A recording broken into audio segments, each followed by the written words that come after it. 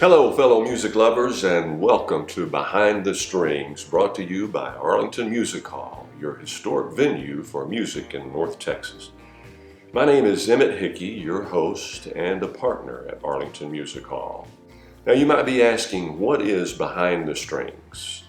Behind the Strings is what we like to call a mini documentary of artists that will be performing at Arlington Music Hall. Maybe you've purchased tickets for a live performance, or you're thinking about buying tickets. If you're like me, the live performance is a lot more fun and interesting when you know more about the artist. When they were born, where they were born, how many times have they been married, their triumphs and tragedies. What we really want is the dirt. You want to hear the real story, the untold story. Well, that's what Behind the Strings is all about. We call it a mini documentary because it's short, sweet, and to the point. So, let's dig in. On July 10th, Arlington Music Hall will be hosting David Allen Coe, also known as the Mysterious Rhinestone Cowboy. Born September 6, 1939 in Akron, Ohio. I did the math for you. He turns 82 in September. Coe has 5 children and has been married as many times. Much of his early life was spent in and out of reform schools and prisons. He initially played mostly in the blues style before transitioning to country music, becoming a major part of the 1970s outlaw country scene.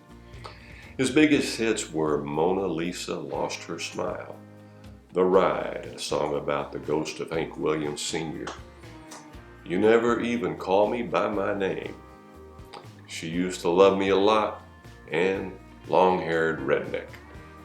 His most popular songs performed by others are the #1 hits, Would You Lay With Me in a Field of Stone, sung by Tanya Tucker, Johnny Paycheck's rendition of Take This Job and Shove It. The Take This Job and Shove It later inspired the movie of the same name. Coe's rebellious attitude, wild image, and unconventional lifestyle set him apart from the other country performers, both winning him legions of fans and hindering his mainstream success by alienating the music industry establishment.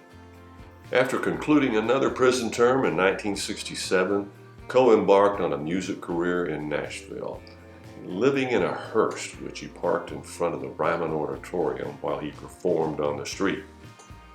He caught the attention of Shelby Singleton, owner of the independent label Plantation Records, and signed a contract with his label. By 1976, the outlaw country movement was in full swing as artists such as Waylon Jennings and Willie Nelson were finally enjoying massive commercial success after years of fighting to record their music their own way. Coe, however, was still somewhat an outsider, almost too outlaw for the outlaws, a predicament summed up well by AllMusic, which said, his wild long hair, multiple earrings, flashy, glitzy rhinestone suits, Harley-Davidson biker boots, football-sized belt buckles had become obstacles to getting people to take him seriously as a recording artist. Other singers continued to record and succeed with his material, but the author himself, who was as good a singer as almost anyone and better than most, he languished in obscurity.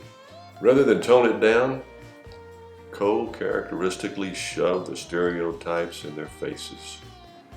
He retired the mysterious rhinestone cowboy persona and billed his new album as David Allen Coe Rides Again as the Long-Haired Redneck, something equally off-putting to institution types.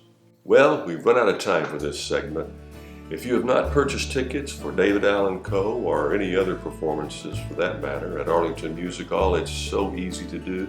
Just download the app Eventbrite, that's one word, Eventbrite, or go to our website at the arlingtonmusichall.net or call our box office at 817-226-4400. All of this info can be found at the bottom of this video. Thanks for joining me today on Behind the Strings. Check in with me next week when we will give the dirt on Gary Morris. Gary will be on our stage July 24th. Until then, smile at someone and know that I love you, and so does God.